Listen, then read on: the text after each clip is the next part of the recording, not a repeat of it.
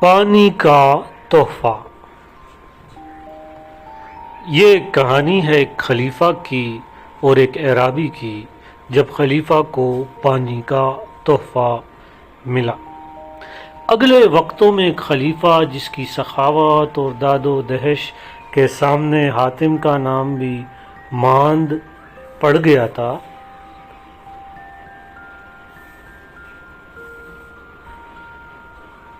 اطراف و اکناف عالم سے لوگ جوق در جوق اس کی خدمت میں آتے اور اس کے سخاوت سے خوب سیراب ہو کر واپس جاتے۔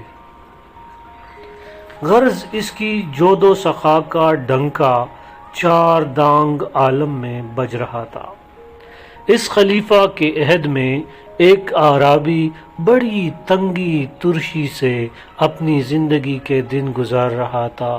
ایک رات اس اعرابی کی بیوی نے شکایت کی کہ ساری دنیا میں ہم جیسا بدقسمت اور غربت کا مارا کوئی نہ ہوگا۔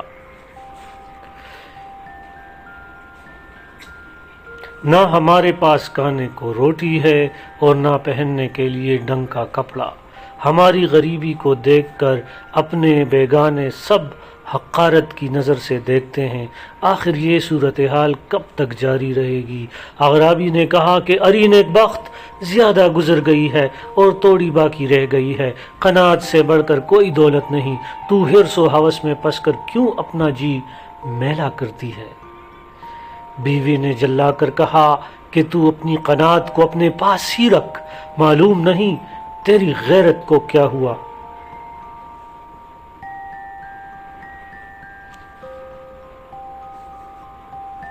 بے عزتی اور مفلسی کی زندگی کو قناعت کا نام دینا قناعت کے لفظ کا منہ چڑھانا ہے۔ اعرابی بیوی کے طعنوں پر بڑا سیخ پا ہوا اور اس نے چیخ کر کہا کہ اے بس کر، اپنی بکواس بند کرو ورنہ میں گھر بار چھوڑ کر بھاگ جاؤں گا۔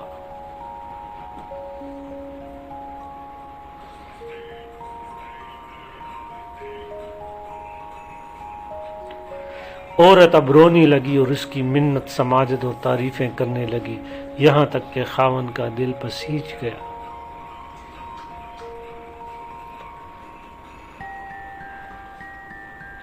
اور کہنے لگی کہ تو ہی بتا کہ اس مفلسی سے نجات پانے کی کیا تدبیر کروں۔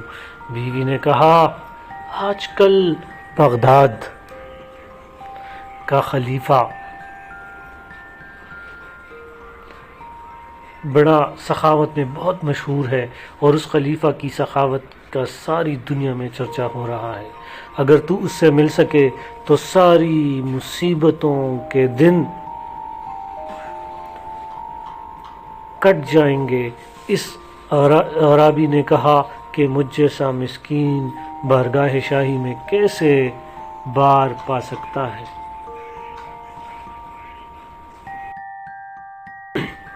بیوی نے کہا کہ ہمارے مشکیزے میں برساتی پانی بھرا رکھا ہے، تو یہی مشکیزہ لے جا اور خلیفہ کی نظر کر۔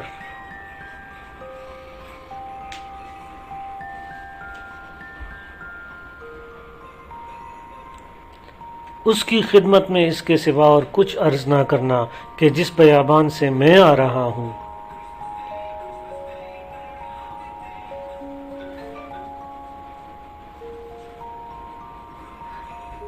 وہاں اس پانی سے بہتر حضور کی نظر کرنے کے قابل کوئی چیز نہ تھی۔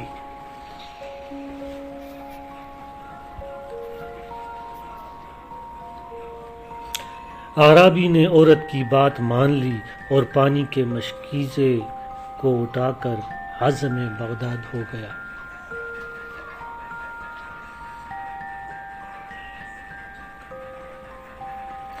ادھر عورت نے مسلح بچھا لیا اور رات دن اپنے شوہر کی سلامتی کی دعائیں مانگنے لگی۔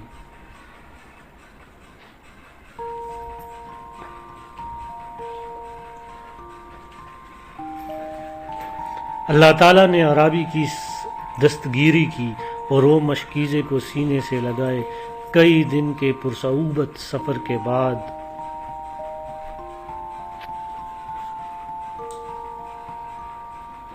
صحیح سلامت بغداد پہنچ گیا۔ وہاں اس نے دیکھا کہ ہر طرف حاجت مندوں کی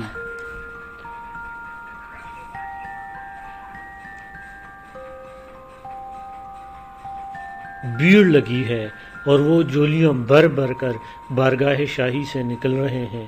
وہ بیچارہ بھی شاہی محل کے دروازے پر جا کر کھڑا ہوا۔ شاہی نقیبوں نے اس سے پوچھا، عرب کے شریف تو کس جگہ سے آیا؟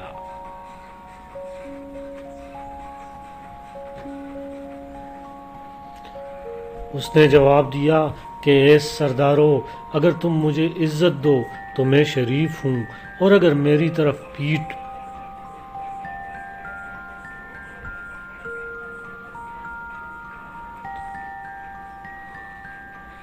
پھیر لو تو بے عزت ہوں، میں مسافر ہوں، ایک دور افتادہ بیابان سے آ رہا ہوں، اور یہ مشکیزہ خلیفہ کی خدمت میں پیش کرنے کے لیے لایا ہوں۔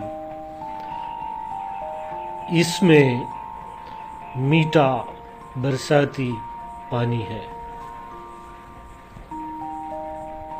شاہی نقیبوں نے ہنستے ہوئے یہ مشکیزہ اس سے لے لیا اور خلیفہ کی خدمت میں پیش کر دیا۔ خلیفہ نے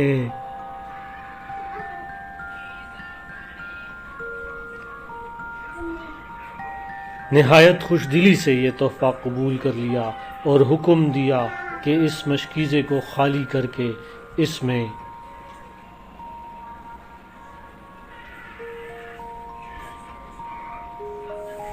اشرفیاں بھر کر اغرابی کو دو۔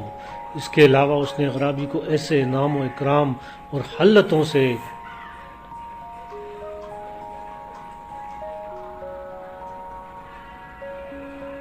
نوازا کہ وہ اپنے دکھ درد کو بھول گیا۔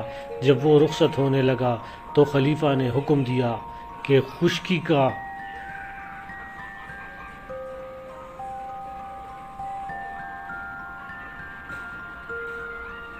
راستہ بڑا طویل اور کٹھن ہے، اس لیے اس کو کشتی پر بٹھا کر دریائی راستے سے اپنے وطن بھیجو۔ نقیبوں نے اس کے حکم کی تعمیل کی اور اغرابی اللہ کا شکر ادا کرتا اور خلیفہ کو دعائیں دیتا اپنے وطن واپس آ گیا۔ اس کہانی سے ہمیں یہ سبق ملتا ہے کہ انسان کو اپنی کوشش ضرور کرنی چاہیے۔ جب انسان اپنی کوشش کرتا ہے تو اللہ تعالیٰ اس کے لیے کامیابی کا سبب بھی فراہم کر دیتا ہے۔